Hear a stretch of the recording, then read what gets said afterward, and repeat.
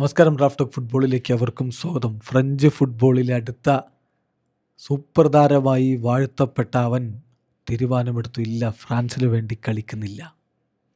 ഫ്രാൻസിൻ്റെ അണ്ടർ-16, അണ്ടർ-17, അണ്ടർ-18, അണ്ടർ-20, അണ്ടർ-21 ടീമുകൾക്കൊക്കെ കളിച്ചിട്ട് മധ്യനിരയിലെ വിസ്മയങ്ങൾ തീർത്തിട്ട് അവൻ തീരുമാനിച്ചു ഫ്രാൻസിന് കളിക്കാനില്ല, മറിച്ച് മൊറോക്കോക്ക് വേണ്ടി കളിക്കണം. യെസ്, ലിലി OSCയുടെ ജം എന്ന് വിളിക്കുന്ന അവരുടെ കണ്ടെത്തലായ യുവതാരം, ഒരുപക്ഷെ ഫ്രഞ്ച് ഫുട്ബോളിൽ വലിയ പ്രതീക്ഷ പലരും അർപ്പിച്ച താരമാണ് അയൂബ് ബുവാർഡി. അയൂബ് ബുവാർഡി ഇപ്പോൾ തീരുമാനിക്കുന്നു ഫ്രാൻസിന് വേണ്ടി സീനിയർ ഫുട്ബോൾ കളിക്കാനില്ല.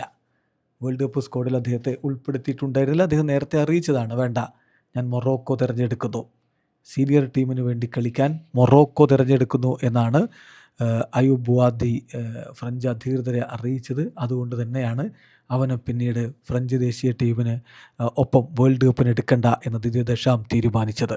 ഇതുവരെ സീനിയർ മത്സരങ്ങളൊന്നും ഫ്രാൻസിന് വേണ്ടി കളിച്ചിട്ടില്ല, പക്ഷേ വലിയ പ്രതീക്ഷയാണ് അവനിൽ ഫ്രാൻസിനുണ്ടായിരുന്നത്.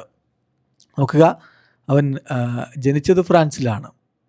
18 വയസ്സാണ് അവനുള്ളത്. 2007 ഒക്ടോബറിലാണ് അവൻ്റെ ജനനം. 18 വയസ്സാണ് അവനുള്ളത്.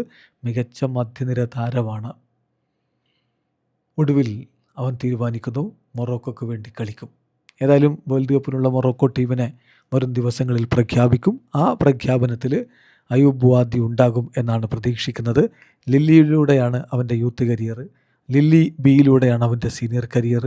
2003 മുതൽ ലില്ലിയുടെ സീനിയർ ടീമിന് വേണ്ടി അവൻ കളിക്കുന്നുണ്ട്. എന്തായാലും ഫ്രാൻസിന് ഒരു ജം എന്ന് വിളിക്കാവുന്ന ടാലൻറ്റിനെ നഷ്ടമായി എന്ന് പറയേണ്ടി വരും. വീഡിയോ അവസാനിക്കുന്നു. ഫുട്ബോൾ ലോകത്ത് കൂടുതൽ വിശേഷങ്ങളുമായി റാഫ് ടോക്സിൽ എത്താം.